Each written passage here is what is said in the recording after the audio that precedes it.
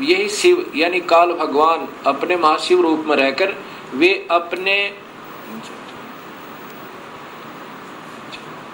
वे अपने सारे अंग में भस्म रमाए रहते हैं।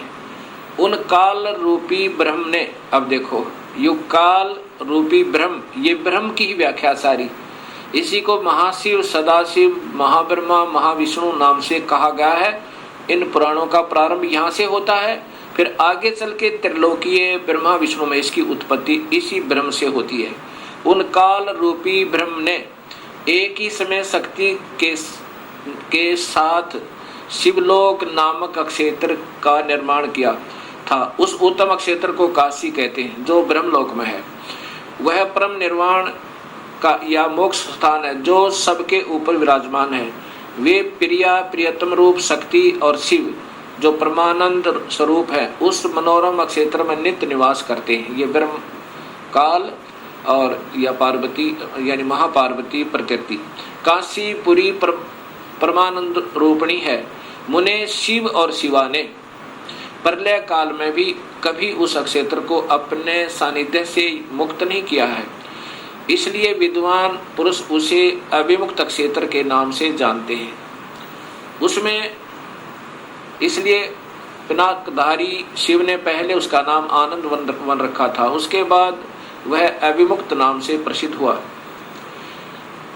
देवर से एक समय उस आनंद वन में रमण करते हुए यानी पति पत्नी का व्यवहार करते हुए शिवा और शिव के शिवा यानी प्रकृति देवी और शिव ये काल भगवान के मन में यह इच्छा हुई कि किसी दूसरे पुरुष की सृष्टि करनी चाहिए, जिस पर यह सृष्टि संचालन का महान भार रखकर हम दोनों केवल काशी में रहकर इच्छा अनुसार विचरें और निर्वाण धारण करें।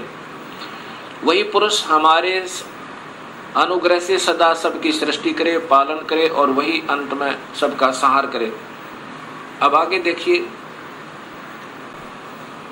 ऐसा निश्चय करके शक्ति सहित सर्वप्रिय परमेश्वर शिव ने अपने वाम भाग के 10वें अंग पर अमृत मल दिया। ये इन्होंने अपने हिसाब से गलत कर दिया, जबकि संस्कृत सहित अभी आपको दिखाया था, इसलिए ये डबल दिखानी पड़ रही है मुझे।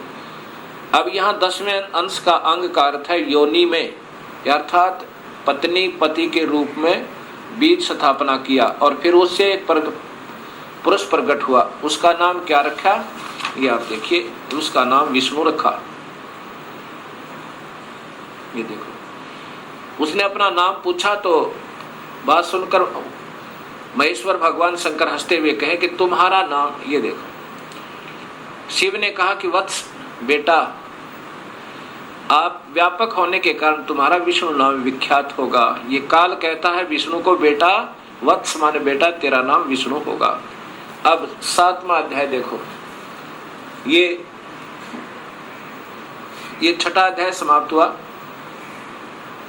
अब ये 7वां अध्याय देखिएगा। ब्रह्मा जी कहते हैं कि देवर से उसके बाद मुझे भी काल ने ही, ब्रह्म ने ही उत्पन्न किया, ये स्पष्ट है। सदाशिव ने पूर्ववत अर्थात जैसे विष्णु को उत्पन्न किया वैसे यत्न करके मुझे परमेश्वर ने सांब यानी पार्वती, प्रकृति देवी और सदाशिव दोनों ने पहले की तरह जैसे विष्णु उत्पन्न किया पति पत्नी के रूप से, मुझे अपने दाहिने अंग से उत्पन्न किया। मुने उन महेश्वर ने मुझे तुरंत ही अपनी माया से मोहित करके नारायण देव के नाभि कमल में डाल दिया। ब्रह्मा ने बेरा ही नहीं, आप बेहोश था, बता इसने के विराकुण से नारायण की नाभि में था। ये विष्णु महाविष्णु रूप में स्वयं काल ही है और यही इनका पिता है।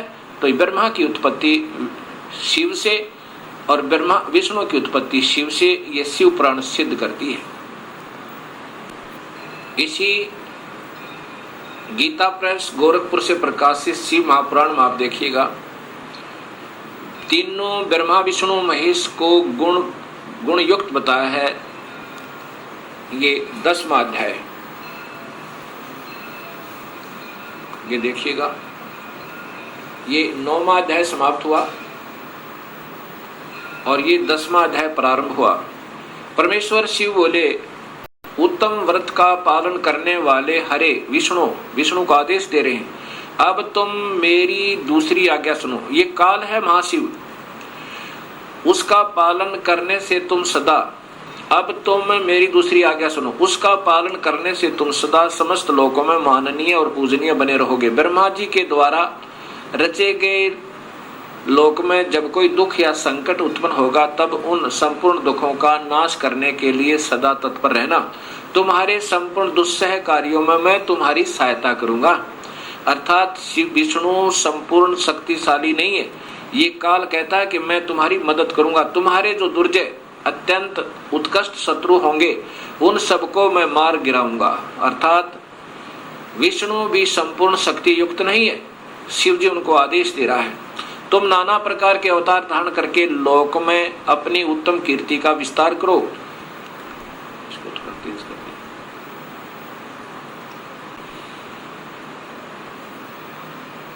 सबके उद्धार के लिए तत्पर रहो। तुम रुद्र के ध्येय हो और रुद्र तुम्हारे ध्येय हैं। अर्थात तुम तीनों मिलकर काम करो। तुम में और रुद्र में कुछ भी अंतर नहीं है। अर्थात दो तो है ही है, एक रुद्र है एक विष्णु है। जो अब देखो रुद्र आ गया ना, शिव, ये शिव है और ये विष्णु है जिसको दोनों का आदेश दिया है। जो मनुष्य रुद्र का रूप भक्त होकर तुम्हारी निंदा करेगा उसका सारा सद्गुण और उसका सारा पुण्य तत्काल भस्म हो जाएगा। पुरुषोत्तम विष्णु तुमसे द्वेष करने वाला मेरी इच्छा से ही, मतलब अब मैं आपको बताता हूं, मेरी आज्ञा से उसको नरक में गिरना पड़ेगा। अब 9वें अध्याय में फिर देखिएगा, ये 9वें अध्याय का यहां देखना।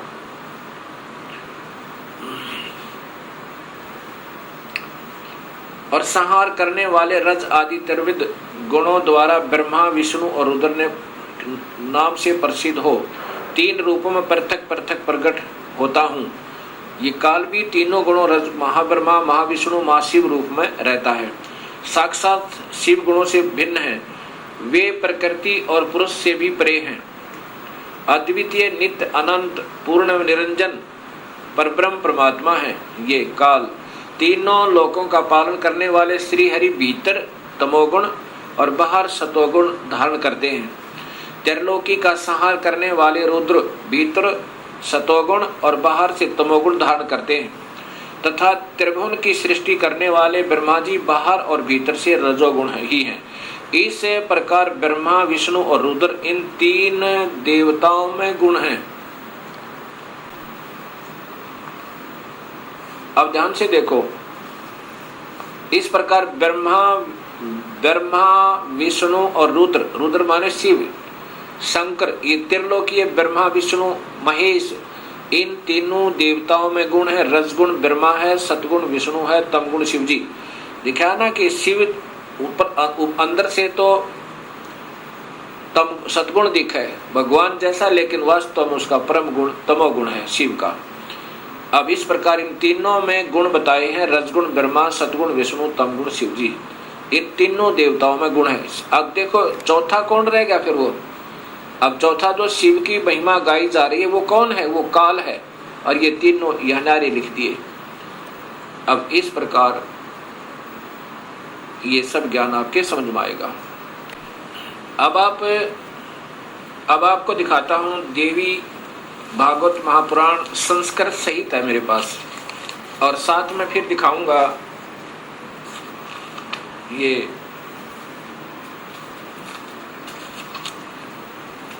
गीता प्रेस गोरखपुर से प्रकाशित ये देवी भागवतम सभाष्टिकम। इनके टीकाकार कौन है ये देखिएगा। और ये कहां से प्रकाशित है, अथ देवी भागवतम भाषा सभाष्टिकम महात्म,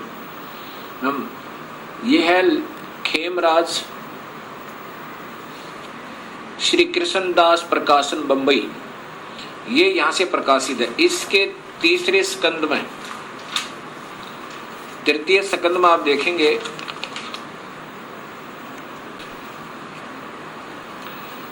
अथ श्री देवी भागवते भाषा टीका युक्त तृतीय स्कंद प्रारंभते। ये तीसरे स्कंद में अब ये दिखाना चाहता हूं कि स्वयं ब्रह्मा विष्णु महेश ये तीनों गुण युक्त हैं। यही तीनों गुण हैं। क्या लिखा है ये देखिए। शिव जी कह रहे हैं, हे माता, यदि हमारे ऊपर सदा आप दया युक्त हो तो हमको तमोगुण में, मुझे तमोगुण में किस प्रकार प्रदान किया, मैं तुम गुण क्यों बनाया, कैसे बनाया, और ब्रह्मा रजगुण और विष्णु सतगुण, हरि सतगुण किस प्रकार बनाया, ये नीचे है युक्त किए। फिर देखें ये तीसरे स्कंद में है। हे माता, शिव जी कह रहे हैं, रुद्र कह रहे हैं, यदि हमारे ऊपर सदा आप दयायुक्त हो तो हमको तमोगुण में किस प्रकार प्रदान किया, मैं इसे राक्षस कर्म में क्यों लगाया, ब्रह्मा रजोगुण और हरि सतगुण युक्त किए। अब बताओ, अब देखो तो तुम्हारे तीनों गुण सर्जन पालन संहार स्थित हैं। यही काल का जाल है और इस माया से इसको अपने इन पुत्रों को भी भ्रमित रखता है। अब देखिएगा ये देवी भागवत महापुराण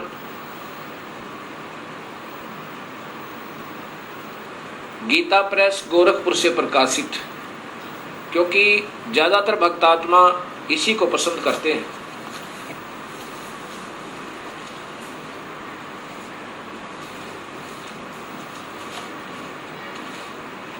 ये सचित्र मोटा टाइप श्री देवी भागवत केवल हिंदी, पहले संस्कृत सहित आपको दिखाई थी, अब ये देखना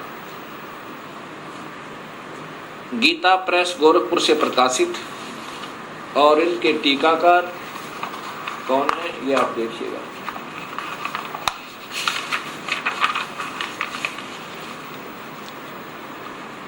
मोटा टाइप, और यहाँ हनुमान संपादक हनुमान प्रसाद पोदार चिमन लाल गोस्वामी। इसके तीसरे स्कंद में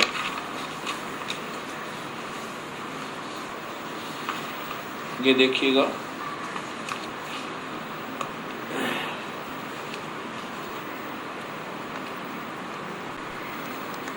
देवी भागवत तीसरा स्कंद।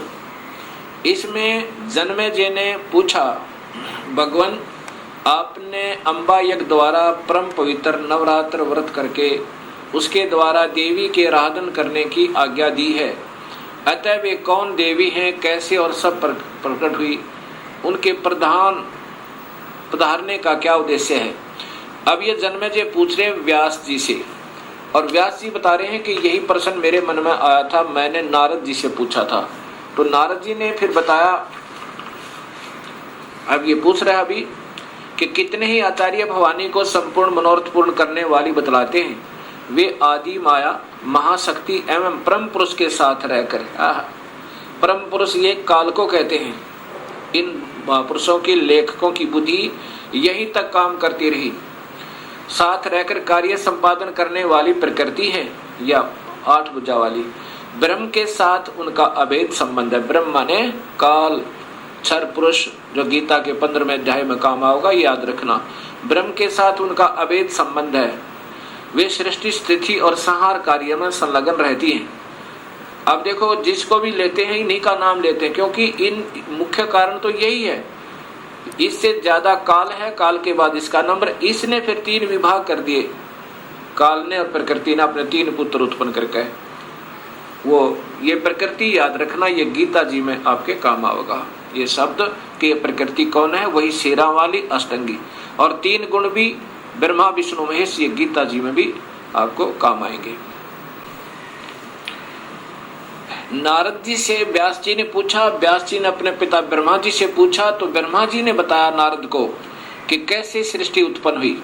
ब्रह्मा जी ने कहा, बेटा मैं इस प्रश्न का क्या उत्तर दूं? यह प्रश्न बड़ा ही जटिल है महाभाग। तुम भगवान विष्णु से इसका समुचित समाधान पा सकते हो। महामते, इस संसार में कोई भी रागी पुरुष ऐसा नहीं है जिससे ये रहस्य विदित हो। ओए होए, किसी को नहीं बेरा इसका, लेकिन अंदाजा सा बताऊंगा, ऐसा ब्रह्मा कह रहा है। जो त्यागी, अहंकार रहित एवं ईश्वरीय शून्य है, ईर्ष्या शून्य, वही इस रहस्य को जान सकता है। पूर्व काल में सर्वत्र जल ही जल था। जहां से ब्रह्मा को शोधी आई उसे आगे की ही बता रहा, और वही इन पुराणों में वर्णित है। पूर्व काल में सर्वत्र जल ही जल था, स्थावर जंगम जितने प्राणी उनमें कोई भी नहीं थे। तब कमल से मेरी उत्पत्ति हुई। उस समय मुझे सूर्य, चंद्रमा, वृक्ष तथा पर्वत कोई भी दृष्टि गोचर नहीं हो रहे थे।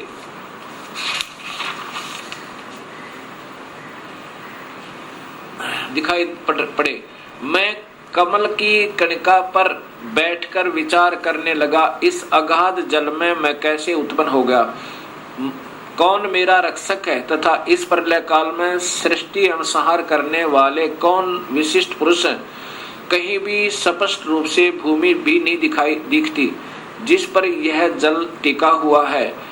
यह कमल कैसे उत्पन्न हुआ? रूढ़ एवं यौगिक दोनों अर्थों में कोई इसका कारण होने ही चाहिए। यौगिक अर्थ होने पर इसका मूल कारण पतंग होता है, पंख। तो अब देखूं वह पंख है कहाँ है, वह इस मूल कारण, मतलब ये नीचे घूमता रहा, 1000 वर्ष तक पृथ्वी का अन्वेषण करता रहा, इस पर भी मुझे इस जल का कहीं और छोर नहीं मिला। इतने में आकाशवाणी हुई, तप करो तप करो। तब मैंने तपस्या प्रारंभ कर दी। ये ब्रह्मा बता रहा है। कमल पर बैठे ही 1000 वर्ष तक मैं तप करता रहा। फिर उसी समय सृष्टि करो, ऐसी आकाशवाणी सुनाई पड़ी। उसे सुनकर मैं बड़े आश्चर्य में पड़ गया। सोचा कि किसकी सृष्टि करूं अथवा मेरा क्या कर्तव्य है। उसी समय मधु और कैटब नाम के 2 भयंकर दानव आए। अब यहां देखना भक्तात्माओं, आए वे उस महावरण में मुझसे युद्ध करने की इच्छा प्रकट करने लगे। मैं उनसे भयभीत हो उठा। तब कमल का डंठल पकड़कर जल में उतरा। वहां मुझे एक परम अद्भुत पुरुष के दर्शन मिले। उनका श्री विग्रह मेघ के समान श्याम था। वे पीतंबर पहने थे, 4 भुजाएं थी, शेष नाग की सैया पर सोए पड़े थे। सोए का मतलब बेहोश थे, अचेत थे विष्णु जी। उन जगत प्रभु के गले को वनमाला सुशोभित कर रही थी। शंख, चक्र, गदा, पद्म, इन 4 आयुधों से अनुपम शोभा पा रहे थे। ऐसे से भगवान विष्णु का मुझे दर्शन हुआ। वे योग निद्रा से वशीभूत होकर गाढ़ी नींद में सोए हुए थे। ये बेहोश कर रखे थे काल ने विष्णु जी को। उनकी अच्छा यहाँ देखना, मैंने उनका सत्वन किया देवी का। तब वे कल्याणमयी भगवती विष्णु के विग्रह से निकलकर, विष्णु के शरीर से निकलकर आकाश में विराजमान होगी। ये सभी प्रमाण शास्त्रों में पूर्व प्रमाणित हैं और विद्यमान हैं। स्पष्ट लिखा है कि ब्रह्मा को नहीं मालूम मैं कहां से उत्पन्न हुआ, तुक्के मार रहा है आगे के, वो कौन है, वो श्री हरि है, फलाना है। अब जो अपनी स्थिति ये बता रहा है कि मैं कमल के फूल पर सचेत हुआ, मुझे नहीं मालूम मैं कहां से आया। फिर मधु और कैटब नाम के 2 राक्षस आए। पहले 1000 वर्ष तक तो खोज की उस कमल के डंठल की, ये कहाँ टिका हुआ, कहीं नहीं पाया। अब अगर इस विष्णु के नाभि से कमल होता, विष्णु की नाभि से कमल नहीं था, वो विष्णु काल है, उसने अपनी नाभि से कमल बनाया हुआ था। और फिर इतने में मधु कैटब आए, उनके डर के मारा ये नीचे उतरा। आगे विष्णु अचेत पड़ा था शेष सैया पे, शेष नाग के ऊपर बेहोश पड़े थे। उसमें से एक शक्ति निकली और उसके बाद ये होश में आया और फिर मधु कैटब के साथ इनका युद्ध हुआ। 5000 वर्ष तक तो ये लड़ते रहे और मधु कैटब को नहीं मार पाए। जब योग निद्रा भगवान विष्णु के शरीर से अलग होकर, योग निद्रा के ये तो बेहोशी शक्ति एक इनके अंदर डाल रखी थी। आकाश में विराजने लगी, तब तुरंत ही श्रीहरि उठ बैठे। ये विष्णु जी उठ बैठे। उन्होंने मधु और कैटभ के साथ 5000 वर्ष तक बड़ी घमासान लड़ाई हुई। तब वे दैत्य मरे। कैसे मरे? पहले देवी के कटाक्ष से मधु और कैटभ मोहित हो गए थे। उसके बाद भगवान विष्णु ने गोद में लिटाकर उन्हें प्राणों से रहित कर दिया। नीचे लगा करो। अब वहां पर मैं और भगवान विष्णु दो थे। वहीं रुद्र भी प्रकट हो गए। ये देख लो, वहीं ये रुद्र अर्थात ये त्रिलोकीय शिव भी आ गया। हम तीनों को भक्ति अध्याशक्ति ने के दर्शन हुए। उन्हें देखकर मन मुग्ध हो गया। उनकी उत्तम स्तुति की। तब वे आदि शक्ति हम लोगों से कहने लगी। देवी ने कहा, ब्रह्मा विष्णु और महेश्वर, ये रुद्र को महेश्वर भी कहा, ये ध्यान से देखना। तुम भली भांति सावधान होकर अपने अपने कार्य में संलग्न हो जाओ। सृष्टि, स्थिति और संहार ये तुम्हारे कार्य हैं। इन महान पराक्रमी दैत्यों का निधन हो जाने पर अब तुम्हें अपना स्थान बनाकर शांतिपूर्वक निवास करना चाहिए। अब क्या बोलते हैं? ब्रह्मा जी कहते हैं कि भगवती अध्यास शक्ति की यह वाणी बड़ी मधुर, सुंदर और सुखप्रद थी। हमने वह स्पष्ट सुनी। हम लोगों ने उनसे कहा, माता, अब माता कह रही हैं, हम किस प्रकार इन प्रजाओं के सर्जन आदि कार्य करने में सफल हों। विस्तृत भूमि का अभाव है, सभी स्थान जल मगन है, पंचभूत कुछ भी नहीं है। अब क्या कहती है फिर ये माई ने आगे कहा, माता, हम किस प्रकार इन प्रजाओं के सर्जन कार्य करने में सफल हों। विस्तृत भूमि का अभाव है, सभी स्थान जल मगन है, पंचभूत एवं गुण ये सब समाप्त हैं। पंचभूत एवं गुण तन्मात्र इंद्रियां चाहिए, परंतु उनका भी अभाव है। हमारी बात सुनकर उन कल्याण स्वरूपिणी भगवती का मुखमंडल मुस्कान से भर गया। इतने में एक सुंदर विमान आकाश से उतरा।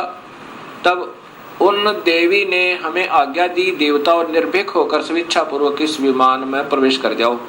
ब्रह्मा विष्णु और रुद्र, आज मैं तुम्हें एक अद्भुत दृश्य दिखलाती हूँ। हमने भगवती की बात सुनकर उसे शिरोधार्य कर लिया। वह रतन जड़ित विमान पर चढ़कर हम लोग आराम से बैठ गए। वह विमान मोतियों की मालाओं से सुशोभित था और उसे से अनेक कणियों की ध्वनि हो रही थी।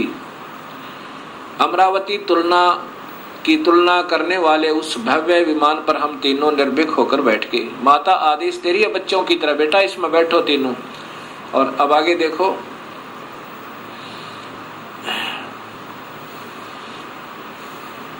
हम तीनों देवताओं को उस पर बैठे देखकर देवी ने हमसे सामर्थ्य से विमान को आकाश में, अपने सामर्थ्य से विमान को, अपनी शक्ति थे, इन देवताओं के बस की बात नहीं थी विमान को आगे चलाना। देवी ने अपने सामर्थ्य से विमान को आकाश में उड़ा दिया। ब्रह्मा जी कहते हैं कि मन के समान तीव्र गति से चलने वाला वह विमान जिस अपरिचित स्थान पर गया, वहां संपूर्ण फलों से लदे हुए अनेक सुंदर वृक्ष थे। किलकों की कला की काकली उन वृक्षों की शोभा बढ़ा रही थी। और नीचे देखो, वहां पर ये क्या था, ये कौन था? ये स्वर्ग था।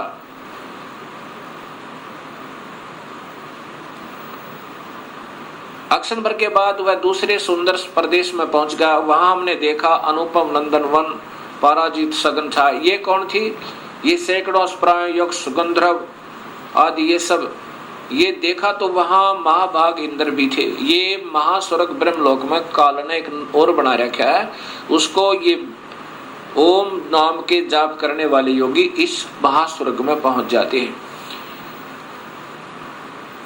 इस देवी भागवत महापुराण को आगे समझने से पहले हमने इस ब्रह्मांड का चित्र देखना होगा। इसके बाद आपके तुरंत समझ में आएगा। ये एक ब्रह्मांड का चित्र आप देखिएगा। ये स्थान है ब्रह्मलोक। ये जो स्थान है ये ब्रह्मलोक कहलाता है। ये एक ब्रह्मांड है। पहले ये देखिएगा, इसमें यही काल 3 रूपों में रहता है, ये महाविष्णु रूप में, और ये महाशिव रूप में, और यहाँ महाब्रह्मा रूप में, और यहाँ पर ये शेरा वाली प्रकृति देवी भी रहती है। ये इसका भी एक कोने में अलग स्थान है इसी ब्रह्मलोक में। और यहीं पर एक स्वर्ग लोक बना रखा है, इंद्र का लोक, अलग इंद्र जो है इस स्थान पर सबसे पहले एक कोने में। ये बहुत लंबा चौड़ा है।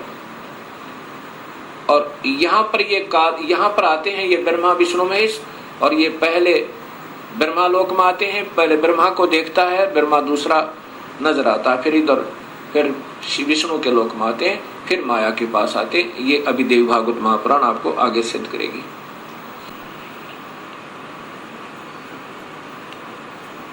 असीम कृपा प्रभु की हुई है भक्तात्माओं अपने ऊपर कि ये शास्त्रों में छुपी हुई सच्चाई समाज के सामने आ रही है, और इसी की तलाश करके योगी जन वेदों का अध्ययन कर कर मर गए, क्योंकि उनको सूक्ष्म वेद का ज्ञान नहीं था। और सूक्ष्म वेद के ज्ञान बिना ये बात समझ में नहीं आ सकती। ये स्वयं कबीर परमेश्वर ने ही स्वयं आकर अपनी वाणी, साधारण वाणी के द्वारा सरल भाषा में इस वेदों का भी और गीता जी का एक सत्य ज्ञान दिया था। लेकिन वो साधारण भाषा होने के कारण हम उसको यकीन नहीं कर पाए उन पर। अब इंद्र महास्वर्ग से आगे, यानी इंद्र के लोक से आगे ब्रह्मलोक की तरफ प्रस्थान किया।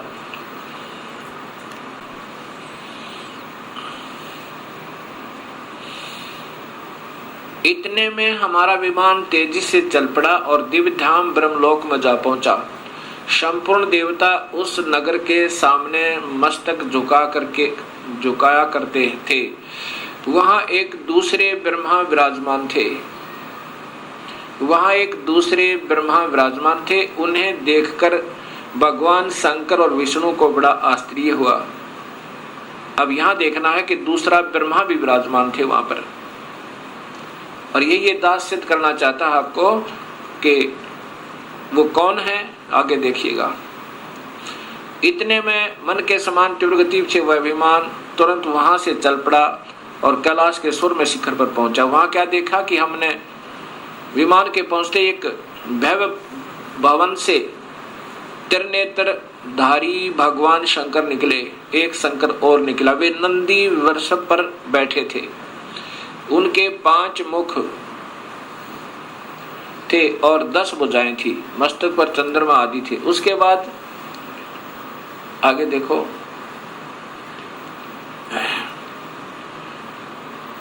आगे फिर चले कि पवन के समान तेज, यहाँ देखो और नीचे करो, नीचे कर लो, नीचे और सीट को नीचे रखा।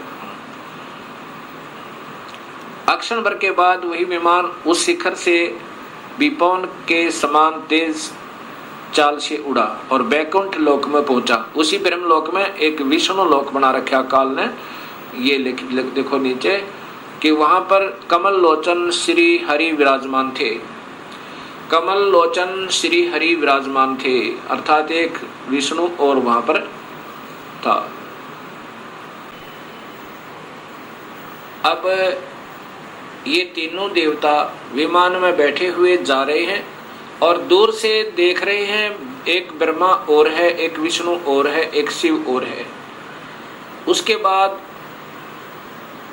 कहते हैं कि ब्रह्मा जी बता रहे हैं कि हमारा विमान बहुत तेज गति से चला और कहाँ पहुंचा, जहां पर एक बहुत सुंदर औरत बैठी थी। और उसको देख करके हमने सोचा कि ये कौन है, ये देवी कौन है।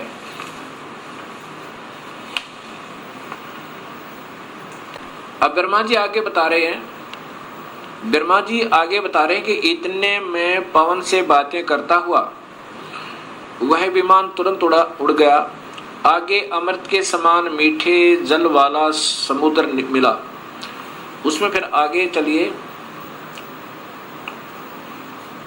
उसमें एक मनोहर द्वीप था और वहां पर नीचे यहाँ देखिएगा एक मंगलमय मनोहर पलंग बिछा था, उस पलंग में सुंदर रतन जड़े थे। और वहां कौन थे, ये देखिए नीचे,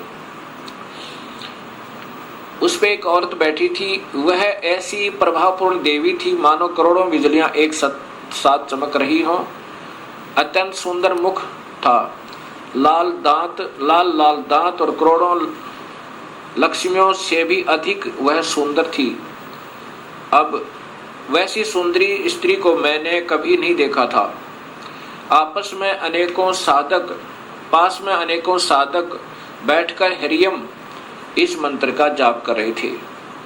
अब ये मंत्र हैं जो हम देते हैं, ये वास्तव में 5 मंत्र हैं अलग से, यहाँ देखना। उसके हजारों नेत्र, हजारों हाथ, हजारों मुख आदि आदि। हम आपस में कहने लगे, यह सुंदरी कौन है।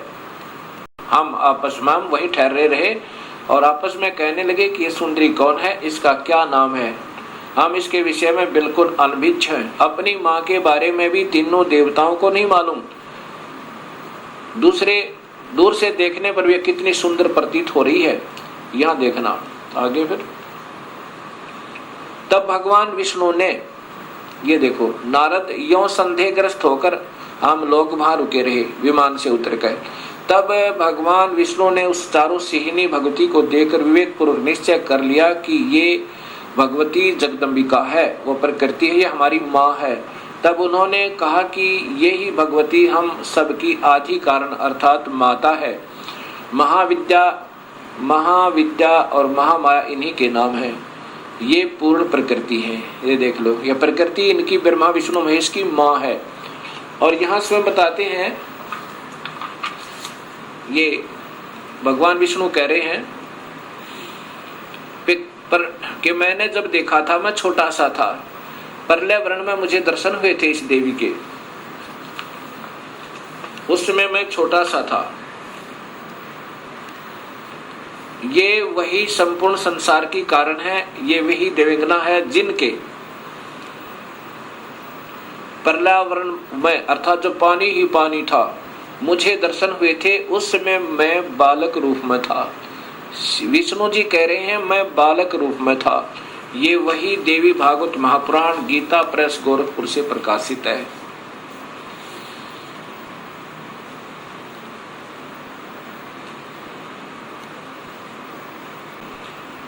भक्तात्मा, अभी तक हमारे अधूरे गुरु, जब हम उनसे प्रश्न किया करते थे कि ब्रह्मा विष्णु महेश के माता पिता कौन है, वो कहा करते ये तो अजर हैं, अमर हैं, इनके कोई माता पिता नहीं है, ये तो अजन्मा है। और ये स्वयं देवी भागवत महापुराण में स्वीकार करते हैं कि हम तो जन्म मरण में हैं। मैं ब्रह्मा विष्णु और रुद्र, हम तो जन्म मरण में हैं, तुम ही नित्य हो, तुम ही अविनाशी हो, हम अविनाशी नहीं है। अब देखिएगा आपके सामने से प्रकाशित तीसरा स्कंद ही चल रहा है। यहाँ ये चल रहा है तीसरा स्कंद। अब ये पढ़ते पढ़ते हमारे यहाँ पर तुम शुद्ध स्वरूपा हो, यह संसार तुम्हारे से ही उत्सित हो रहा है। मैं ब्रह्मा और शंकर, विष्णु स्वयं कह रहा है, मैं ब्रह्मा और शंकर हम सभी तुम्हारी कृपा से विद्यमान हैं। हमारा आविर्भाव और तिरोभाव हुआ करता है। आविर्भाव माने जन्म और तिरोभाव माने मृत्यु। हम तो मृत्यु और जन्म में हैं, ये ध्यान से देखो। और केवल तुम ही नेता हो, जगत जननी हो, प्रकृति और सनातनी देवी हो। ये फिर देखना भक्तात्माओं, विष्णु जी कह रहे हैं मैं विष्णु, ब्रह्मा और शंकर हम सभी तुम्हारी कृपा से विद्यमान हैं। हमारा आविर्भाव और तिरोभाव हुआ करता है। आविर्भाव माने जन्म, तिरोभाव माने मृत्यु। केवल तुम ही नेता हो, जगत जननी हो, प्रकृति और सनातनी देवी हो। ये प्रकृति शब्द आपको गीता में काम आएगा जब ये दास आपको बताएगा कि ब्रह्म और प्रकृति से तीनों गुणों की उत्पत्ति हुई। ब्रह्मा विष्णु महेश की, रसगुण ब्रह्मा, सतगुण विष्णु, तमगुण शिव जी की। ये वही देवी भागवत महापुराण है, गीता प्रेस गोरखपुर से प्रकाशित। यहाँ देखो, श्री भगवान शंकर बोले, देवी यदि महाभाग विष्णु तुम्ही से प्रकट हुए हैं तो उनके बाद उत्पन्न होने वाले ब्रह्मा भी तुम्हारे ही बालक हुए। और फिर मैं तमोगुणी लीला करने वाला शंकर भी तुम्हारी संतान हुआ। अब दोनों बात सिद्ध होगी ब्रह्म आत्माओं। विष्णु भी प्रकृति से उत्पन्न हुआ, ब्रह्मा भी, और शिव ये तमोगुण शिव। अब वहां देखना, रजगुण ब्रह्मा, सदगुण विष्णु, तमगुण शिव जी बताएगा दास आपको। मैं तमोगुण लीला करने वाला शंकर भी तुम्हारी संतान हुआ, अर्थात मुझे भी उत्पन्न करने वाली तुम ही हो। अब ये ध्यान से पढ़ो भक्तात्मा, ये वही देवी भागवत महापुराण गीता प्रेस गोरखपुर से प्रकाशित।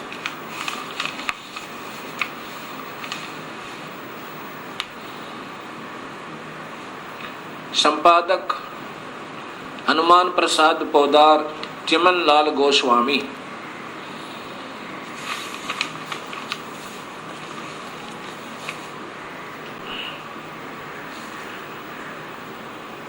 अब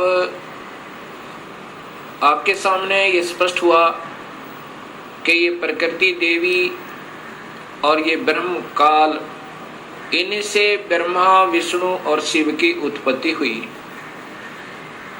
और जिनको हम अजर और अमर कहा करते थे, वो हमारे ही शास्त्रों में प्रमाणित है कि ये अनित्य है, ये तो नाशवान और जन्म और मरण के अंदर है। अब इन बातों का ज्ञान होने से ही हमें स्पष्ट ज्ञान होगा कि पूर्ण परमात्मा कौन है। अब उसके बाद क्या होता है, काल ने, ब्रह्म ने कहा था कि जब ये बच्चे सियाने हो जाएं, इन तीनों को सागर मंथन पर भेज देना और वहां पर जो वस्तु निकले इनको देना।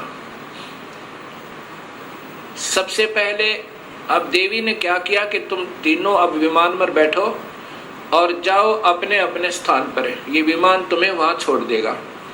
ब्रह्मा को ब्रह्मालोक में, जैसा भी आपने ब्रह्मांड का चित्र देखा था, अलग से ब्रह्मालोक, विष्णुलोक, शिवलोक बने हुए हैं। इस ब्रह्मांड में ये पहले ही रचित है और इनको ऐसे ही एक बहुत लंबे चौड़े समुद्र पर, जल के समुद्र पर, वहां अपनी शक्ति से रखा हुआ था। किनको? ब्रह्मा विष्णु महेश को। तब ये तीनों अपने अपने लोक में पहुंचे। फिर आदेश हुआ प्रकृति देवी का कि तुम तीनों अब सागर मंथन करो। तीनों ने मिलकर सागर मंथन किया। इस ब्रह्म भगवान ने, काल भगवान ने पहले ही समुद्र के अंदर एक कूर्म का रूप धारण करके अपने ऊपर सुमेरु पर्वत को टिका लिया और उसमें इन जाकर तीनों ने शेष नाग के उसे रस्से थे उसका मंथन किया, ऐसे जैसे पहले पुराने समय में दूध रिड़कते थे ऐसे। उसमें से वेद निकले। वेदों को ब्रह्मा ने पढ़ा और वेदों में पाया कि पूर्ण परमात्मा कोई और है जिसने सृष्टि रची हुई है, वही जग का करता है, उसकी उपासना करनी चाहिए, वो आकार में है। उससे पहले ये तीनों बालक अपनी माँ से पूछा करते थे कि माँ हमारा पिता कौन है। तब ये प्रकृति देवी कहा करती थी कि तुम्हारा कोई पिता नहीं, कोई तुम्हारी माँ नहीं, मैं ही तुम्हारा पिता और मैं ही तुम्हारी माँ हूं। क्योंकि काल भगवान ने, ब्रह्म ने, उस महाब्रह्मा, महाविष्णु, महाशिव रूप में रहने वाले उस गुप्त काल ने प्रकृति देवी को सख्त आदेश दिए थे कि मेरा भेद मत बताना, और बता भी देगी तो मैं किसी भी योग विधि से, किसी वेद विधि से नहीं प्राप्त हो सकता। मैं किसी को आकार रूप में कभी दर्शन नहीं दूंगा, अपने वास्तविक स्वरूप में कभी दर्शन नहीं दूंगा, अर्थात मेरे लोक में ये कोई नहीं आ सकता। तो प्रकृति देवी इसलिए कहा करती थी कि बेटा तुम्हारा कोई बाप नहीं, कोई माँ नहीं, मैं ही तुम्हारा पिता, मैं ही तुम्हारी माँ हूं। जब ब्रह्मा ने पढ़ा कि वेदों में लिखा है कि परमात्मा कोई और है, सृष्टि रचनहार, और उसको पाया जा सकता है ओम नाम के जापते। ऐसा उसने सोचा कि ओम का नाम लिखा है और ध्यान लगाऊंगा, मेडिटेशन को अधिक करूंगा, प्रभु प्राप्ति होगी। तब ब्रह्मा ने कहा कि माँ, आप कहा करती थी कि हमारा कोई पिता नहीं।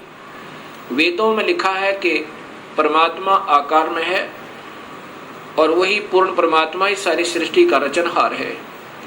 उसके पाने का वो मंत्र भी लिखा है, यही मंत्र है जो उसको पाने का ऐसा ही होगा। ऐसा विचार करके ब्रह्मा ने कहा कि मैं पिता के दर्शन करूंगा। माई ने कहा कि बेटा, वो तुम्हें कभी दर्शन नहीं देगा, तुम्हारा पिता। ब्रह्मा ने कहा कि माँ, अब आपकी बातों पर विश्वास नहीं होता, मैं पिता की तलाश करूंगा, अर्थात परमेश्वर को ढूंढूंगा। माई ने कहा कि यदि तुम्हें पिता नहीं मिला तो क्या करेगा? ब्रह्मा ने कहा कि मैं फिर वापस नहीं आऊंगा, दर्शन नहीं दूंगा आपको। ऐसा सोचकर, ऐसा कहकर ब्रह्मा वहां से चल पड़ा। एकांत स्थान पर जाकर 4 युग तक मेडिटेशन किया, ध्यान किया, ओम नाम का जाप किया। प्रभु प्राप्ति नहीं हुई। अब शर्मिंदा वापस नहीं आ रहा है। तब आकाशवाणी काल ने की प्रकृति देवी को कि सृष्टि प्रारंभ करो, जीवों की उत्पत्ति करो। तब प्रकृति देवी ने कहा कि तेरा जेठा बेटा, ज्येष्ठ पुत्र ब्रह्मा आपकी तलाश में हट करके गया हुआ है। तब निरंजन ने कहा कि मैं कभी किसी को किसी भी वेद विधि वर्णित विधि से कोई दर्शन नहीं दूंगा, मेरी प्राप्ति नहीं हो सकती, उसको वापस बुलाओ।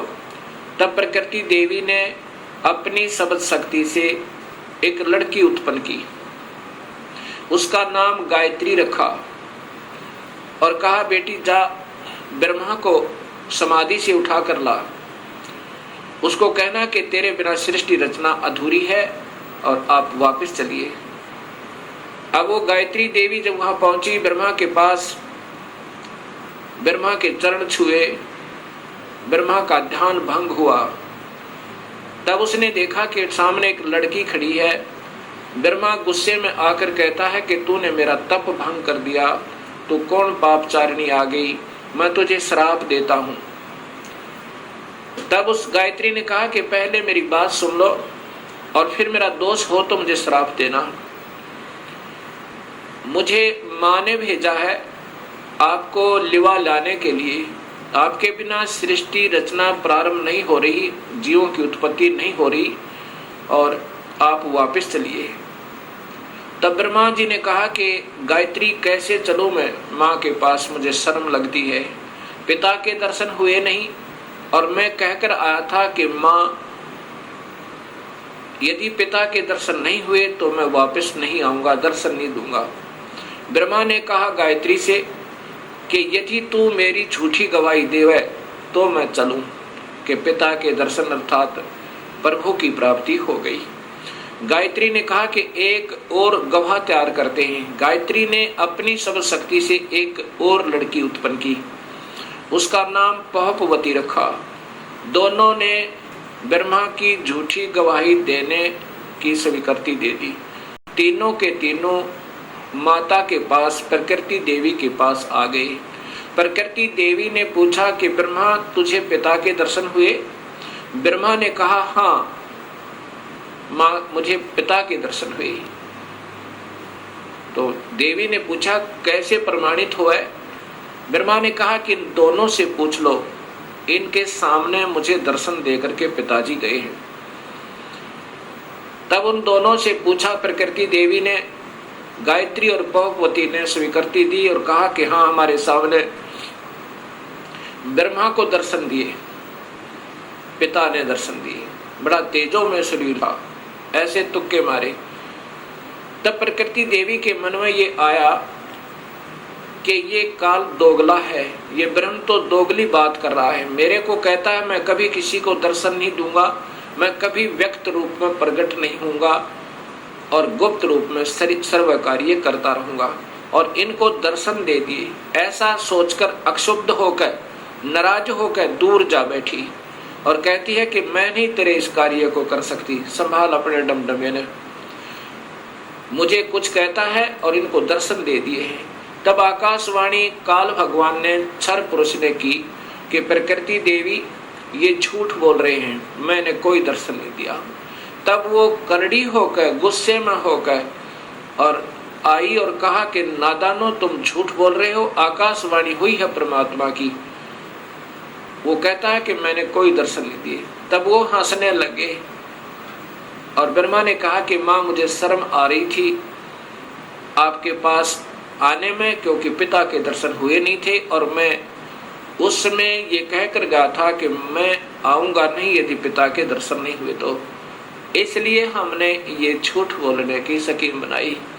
तब प्रकृति देवी ने, इस शेरा वाली दुर्गा ने तीनों को श्राप दे दिया, ब्रह्मा तेरी पूजा जग में नहीं होगी और तेरे ही वेदों के पढ़ने वाले तेरे वंशज तेरे ही तरह सच्चाई नहीं कहा करेंगे। विद्वान जो हो जाएंगे उनको सही ज्ञान तो होगा नहीं, लेकिन झूठ बोलने पर तुले रहा करेंगे और सत्य ज्ञान ना होते हुए भी वो ज्ञान प्रचार करते रहेंगे और दुनिया को गुमराह किया करेंगे। पर उसको गायत्री को श्राप दिया कि तू गाय बनेगी, तेरे कई पति होंगे जैसे सांड।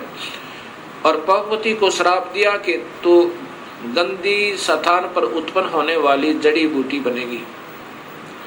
जब तीनों को श्राप प्रकृति दे चुकी, तब काल भगवान ने आकाशवाणी की, उस प्रकृति देवी को ही सुनाई दी वो, कि तूने ये अच्छा नहीं किया दुर्गा, इनको श्राप नहीं देना था। तू संविधान को अपने हाथ में नहीं ले सकती, ये सब मेरा कार्य है। अब मैं तुझे श्राप देता हूँ। तू भी द्वापर युग में द्रौपदी बनकर जाएगी, तेरे 5 पति होंगे। ऐसा श्राप पाकर के प्रकृति कहने लगी, निरंजन तेरे वश होगी। मैं अपने पिता से, अपने मूल मालिक से बिछुड़ गई। अब तू कुछ भी नाच नचा दे, यदि मैं इन बच्चों को नहीं डांटूंगी, नहीं धमकाऊंगी, तो ये कैसे कार्य सुचारू करेंगे। और मैंने इनको थोड़ा सा सजा दी तो तूने मुझे सजा दे दी। ठीक है, नचा ले नाच जैसे तू नचाना चाहता है। उसके बाद प्रकृति देवी विष्णु के पास गई, विष्णु के लोक में। विष्णु से कहा कि बेटा तू भी अपने पिता की खोज कर ले, कहीं फिर बाद में समाधि लगाकर बैठो और सृष्टि रचना में भंग होवे। विष्णु जी अपने पिता ज्योति निरंजन काल भगवान की तलाश में चल पड़े। कहाँ पहुंचे? शेष नाग के लोक में पहुंचे। और शेष नाग ने जब देखा कि तेरी जुरिडिक्शन में यहाँ सबने अपनी अपनी सीमाएं बांट रखी हैं, कुत्ते ने अपनी बांट रखी है, राजाओं ने अपनी बांट रखी है, भैंसे ने अपनी बांट रखी है, कि जो भी उस सीमा में आ जाए उसके साथ लड़ मरे, कट जाए और 2 दिन के मेहमान से भी। ऐसे ही शेष नाग ने जब देखा कि तेरी जुरिडिक्शन में, तेरे राज्य की सीमा में ये कौन बेधड़क व्यक्ति आ रहा है, इसको कोई डर नहीं तेरा। ऐसे ही अपने 1000 फनों से शेष नाग ने बहुत जोर से फुंकारा छोड़ा, विष्णु को भयभीत और सतर्क करने के लिए कि सावधान हो जा, तू कैसे निर्भीक होकर आ रहा है। ऐसे उस जहर का फुंकारा जैसे स्प्रे पेंट होया करे, ऐसे विष्णु जी का शरीर काला बन गया, जैसे धुंध हो जाकर उसके अंदर विष्णु छुप गया। उस शेष नाग के विष के फवारे तय विष्णु जी का शरीर विग्रह काला हो गया, सांवला हो गया। जब विष्णु जी ने देखा कि इस नादान कीड़े ने, इस नादान सर्प ने ये क्या जुल्म किया, मैंने इसका क्या बिगाड़ा था, मैंने तो इसको कुछ कहा भी नहीं था, इसने ऐसे मेरा स्वरूप बिगाड़ दिया, अब इसको ठीक करता हूँ, इसको गढ़ता हूँ। ऐसा सोचकर उस नाग को समाप्त करने के लिए विष्णु आगे बढ़ने लगा। उसी समय आकाशवाणी हुई ज्योति निरंजन की, काल की, कि विष्णु अब इसको कुछ मत कहे, शेषनाग को। अगर ऐसे तुम लड़ने मरने लगे तो सृष्टि कैसे प्रारंभ होगी। अब इसको कुछ मत कहे, द्वापर युग में ये काली देह में हो जाएगा, जन्म लेगा, इसका अवतार होगा और तय उस समय कृष्ण बनकर जाएगा, उस समय इससे अपना बदला ले लेना। अब तू वापस जा और अपनी माँ को स्पष्ट बता दे, झूठ मत बोलना, मैं कभी किसी को दर्शन नहीं दूंगा और ना ही मेरे कोई दर्शन कर सकता, किसी भी वेदों वर्णित विधि से, यज्ञ से, तप से, जप से नहीं कर सकता। यदि झूठ बोलेगा तो तेरा हाल भी ब्रह्मा जैसा हो जाएगा, वापस जा। ऐसा सोचकर, ऐसी आकाशवाणी सुनकर ब्रह्मा विष्णु जी वापस चल पड़े, माँ के पास आए। माता ने पूछा, क्यों पुत्र, पिता के दर्शन हुए? विष्णु जी ने कहा, नहीं माँ, मुझे दर्शन नहीं हुए। इस बात को सुनकर ये जगदम्बिका दुर्गा बड़ी प्रसन्न हुई और विष्णु को सीने से लगाया और कहा, पुत्र तू सत्यवादी होगा और तुझे मैं यहाँ पालन पोषण और स्थिति का विभाग देती हूँ और अब मैं तुझे अपनी कृपा से तेरे पिता के दर्शन कराती हूँ। देख शरीर में ध्यान लगाकर और पहुँच जा सहस्रार कमल में।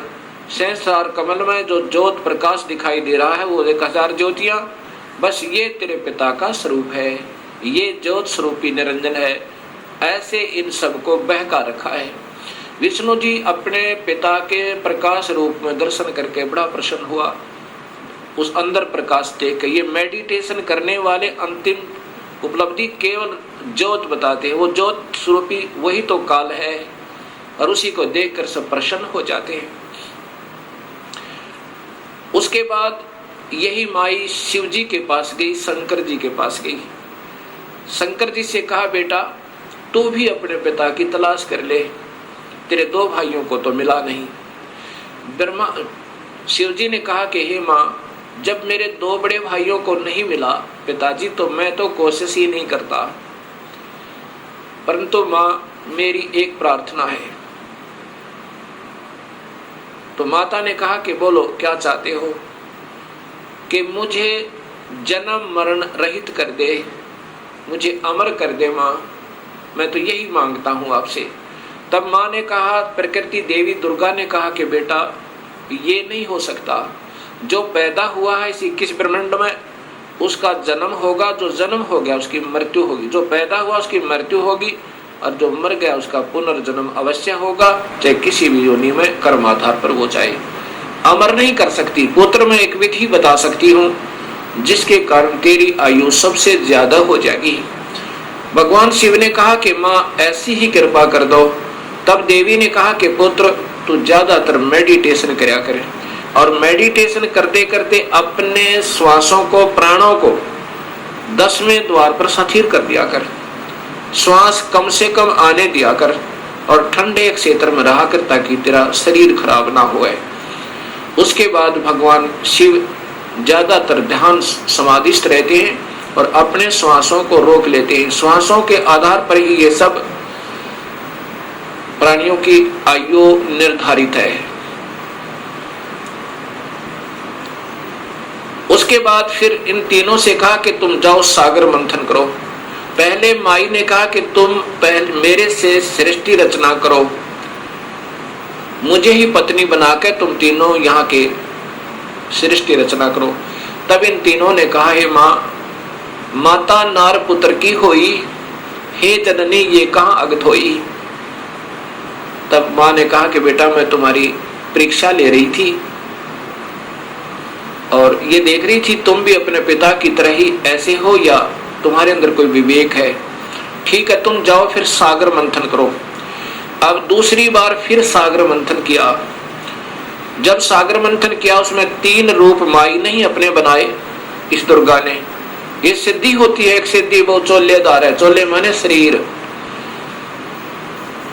3 रूप बनाए और 3 लड़कियों के रूप में बाहर आई। वो तीनों के तीनों ब्रह्मा विष्णु महेश एक एक लड़की को लेकर के, तीनों लड़कियों को लेकर के माँ के पास आए। माता ने पूछा कि पहले कौन सी निकली थी, कि ये, उसका नाम सावित्री रखा, वो ब्रह्मा से ब्याह दी। दूसरी का नाम लक्ष्मी रखा वो विष्णु से ब्याह दी, और तीसरी का नाम उमा रखा, वो शिव से शादी कर दी। और तीनों से कहा कि अपनी अपनी पत्नियों को लेकर अपने अपने लोक में जाओ और अब ये सृष्टि प्रारंभ करो। यहां से ये काल सृष्टि प्रारंभ हुई। अब इसी का प्रमाण आपको देवी भागवत महापुराण में देता हूं, तीनों की शादी का। अब देखिएगा, ये देवी, वही देवी भागवत महापुराण गीता प्रेस गोरखपुर से प्रकाशित।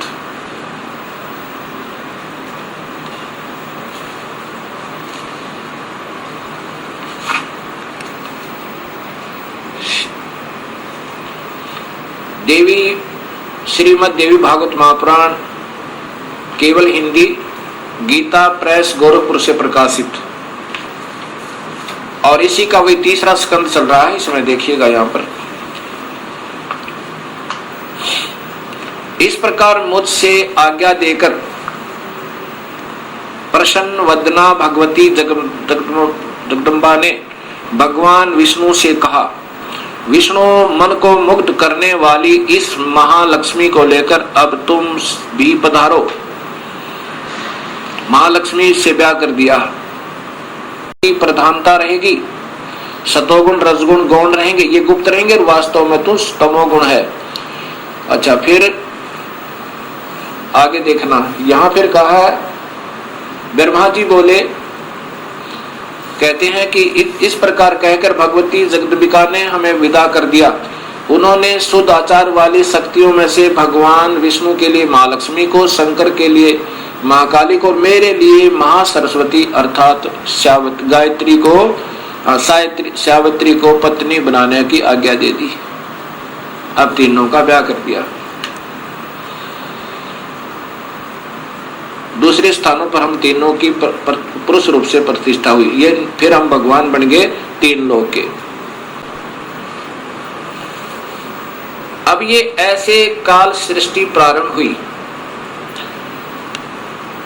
अब इसी का प्रमाण आपको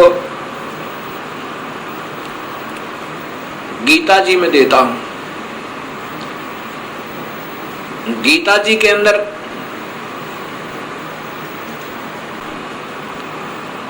अब देखिएगा, श्रीमद् भगवत गीता, गीता प्रेस गोरखपुर से प्रकाशित।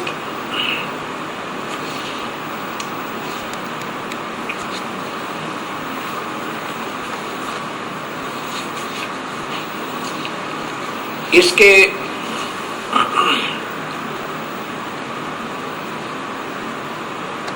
गीता प्रेस गोरखपुर से प्रकाशित, और इनके टीकाकार हैं श्री जय दयाल गोविंद का,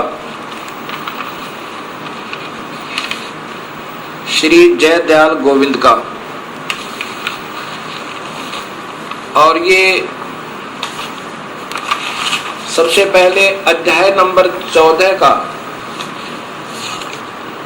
प्रथम श्लोक सुनिए, इन्हीं की भाषा में। वैसे तो इन महापुरुषों को विशेष ज्ञान नहीं था, कोशिश की इन्होंने सरलार्थ करने की ढंग से, परंतु सूक्ष्म वेद का ज्ञान न होने से अधूरा पुधूरा ही किया। फिर भी जहां तक इनकी बुद्धि काम की, उन्हीं के आधार पर बताता हूं कि ज्ञानों में भी अति उस उत्तम परम ज्ञान को फिर कहूंगा, जिसको जानकर सब मुनिजन संसार से परम तरग मुक्त होकर परम सिद्धि को प्राप्त हो गए।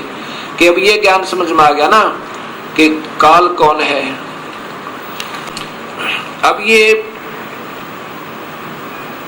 ये ब्रह्म भगवान स्वयं ही कह रहा है कि अब वो उत्तम ज्ञान तुझे फिर बताऊं अर्जुन, जिसको समझ गए और फिर मेरे जाल से सब निकलने की चेष्टा कर जाते हैं, करते हैं, वो निकल जाते हैं।